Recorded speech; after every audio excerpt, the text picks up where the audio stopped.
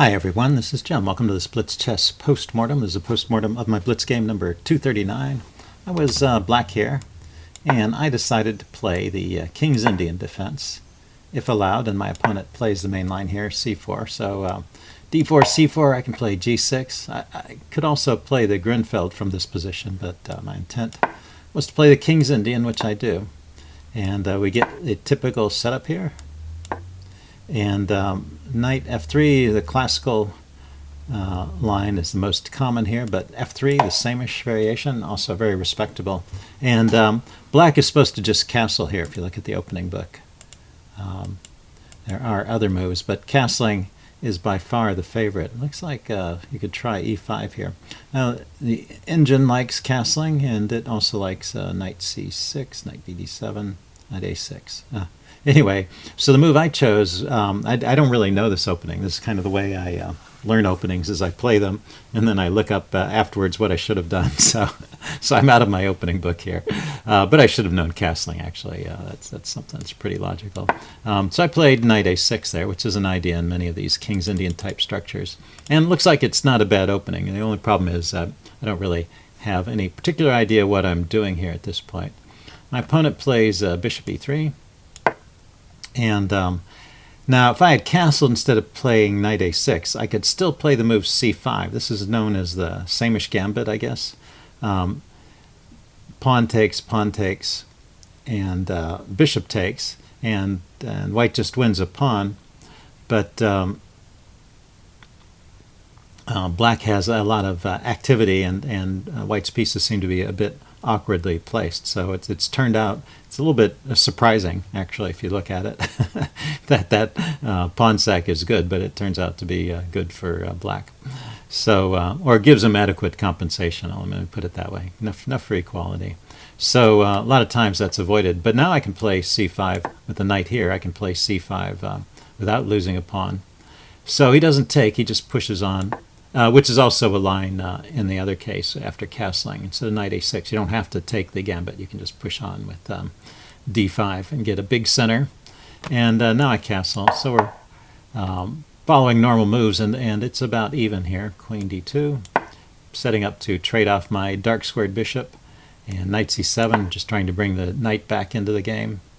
h4, launching immediately an attack on the king side. So this kind of setup really signals my opponent's intentions. He's kind of setting up like a dragon attack against the Sicilian. And actually, this structure is very much like a Sicilian structure now, since I played c5 and I have the bishop here. So it's a valid way to attack. The engine still thinks this is about even, so this is perfectly defensible. Bishop d3, just bring his pieces out, and now a6. I wanted to keep a knight out of this square. That's a dangerous thing for the knight to come here and put pressure on the d6 pawn, because I intend to play e6 and try and undermine the center. I don't want the center to stay here forever. I want to challenge it at some point. Okay, so we want bishop h6 to trade off my bishop, and I play e6 as intended. He takes, and plays knight ge2. So I go ahead and exchange here.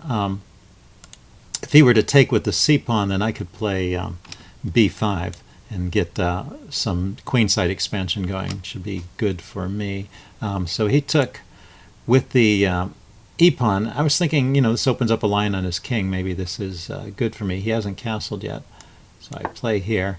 But he can just castle queenside, so white is not in any trouble. Although the engine prefers this position for black. It's kind of interesting. I do have active pieces, and it looks like the attack is not breaking through anytime soon. But right here, I play an inaccurate move. I was thinking about the move b5 during the game, and I decided against it. But b5 is really the move to play here.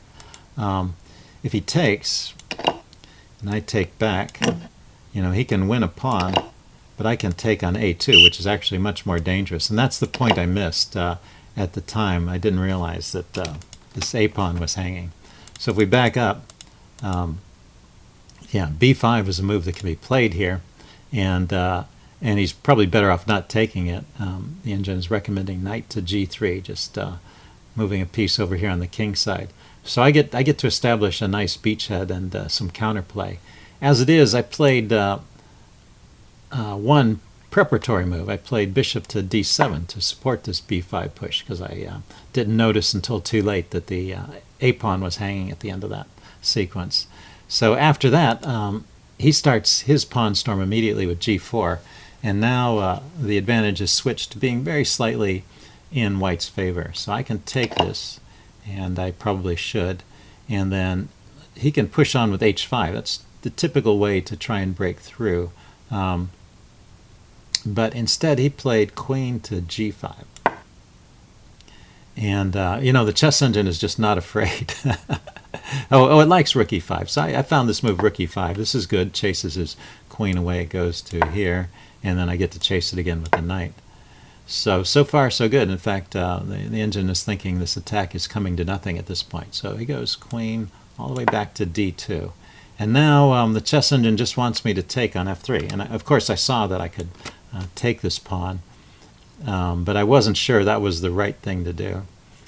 The other way to play it is it says I can push on with b5 here, which is maybe the plan that makes more sense to me.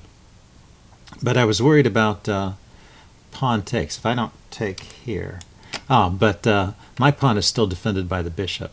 So I could just leave that pawn there and push on with b5. So the move I made is just a bad move. I pushed on with g3 because I was worried about him taking, but really there's no need to worry about that. And now we're back to equality, and after f4, I should really just retreat my rook back to e8, and the game would stay about even. So white has an interesting attack, and black has adequate defense, and you know, eventually I should be able to get in my my counterplay on the queen side. Instead, I played the somewhat risky move, rook to f5. Now, of course, I knew I was losing the exchange here, but I was thinking, well, this bishop on this diagonal might be pretty interesting in combination with a pawn side advance. You know, it keeps him from castling. So I was looking forward to this position, but it just didn't work out. Bishop takes, and now rook d to g1. Attacking my knight here, and it says now I should play knight e8, b5. I played b5, okay? Just trying to get my counterplay going, and he takes on g3. So it's just that white has an edge through all of this, I guess, because of winning the exchange. So I take back. That's pretty much forced. Rook takes, and now b takes c4. I play that too.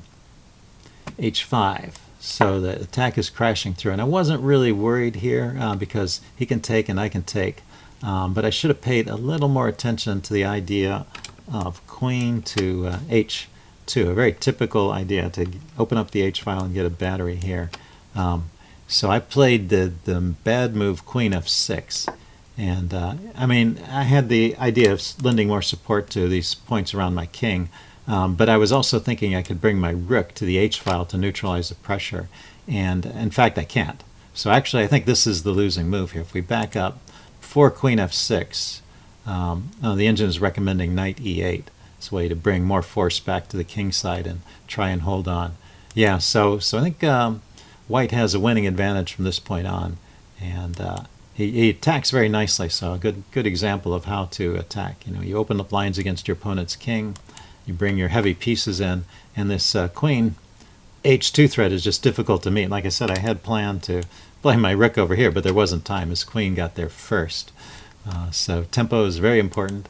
I moved my king out of the way so my queen could block, and then he starts maneuvering his pieces, trying to find the best way to break through. Looks like rook h5 is the best way to break through. That would be this move here. Let's see how that would go. Rook h5, because I'm not entirely clear what the point of rook h5 is. Oh, that's rook h4. Rook h5. Oh, that's a cute move. So I can't really take the rook because my queen is hanging. And that would be a nasty one. He would take with the queen and check and drive me to the back rank. Yeah, that would be total devastation. And he's threatening to take my bishop again because this is pinned. Bishop to d3. The bishop has to run away. And then exchange on g7. This pawn is still pinned, and then push on with f5. Okay, so very interesting way to play. If we count the material, white is still up the exchange. Looks like I'm going to lose the g-pawn. I have no way to defend it. Can't take with the bishop once again because of the pin. He'll just take back. So, yep. All right. Good line for white there. Simple way to win. So he didn't see that, and it is a bit tricky. Let's erase this arrow. It was rook to h5 was the idea there, hitting my bishop and taking advantage of the pin. Okay, so he played queen h4. And now, let's see, rook e8 at this point is the best defense. Yeah, that makes sense. Get a rook over here, and maybe it can come out and be active. I can't play it. You know, I still want to put it on the h-file, but that's still not possible. Okay, so I played something different. I brought the knight in, and still in the range of even. He plays rook e1, attacking the knight. Oh yeah. Well, at this point, I was starting to get low on time too, so it is tricky to defend. So you're burning up lots of clock time looking for these moves. I play knight f6, so that was maybe the only move. He goes rook ge3, and now rook a7 needs to be played. He's just got this threat on. He has a threat on e7 there with the bringing the rook in. I need to defend it. I tried to defend with knight g8, but I'm actually overlooking something, which is he can play rook a7, rook e7 anyway, because when I moved the knight, it opened up the queen. So takes, and he's winning my queen. So that would have been a quick way to end it. Somehow he was convinced that I had defended e7, and he played knight e4 instead. Still a winning move.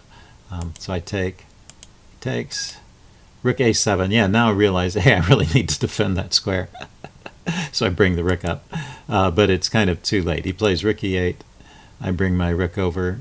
I was, just searching for moves that didn't lose at this point. I was almost out of time. So I was playing on the increment. He went to queen g4. And you can see this is winning regardless of what I do. But I make the win pretty simple for him by playing this move, knight f6, forking the queen and the rook. But unfortunately, he has queen e6 checkmate, defended not only by the pawn, but also by two rooks. And the king has no squares to go to. So anyway, interesting game, pretty nice attacking game from my opponent. I hope you guys found that interesting, and I will see you again soon. Leave any comments you have in the section below. Bye.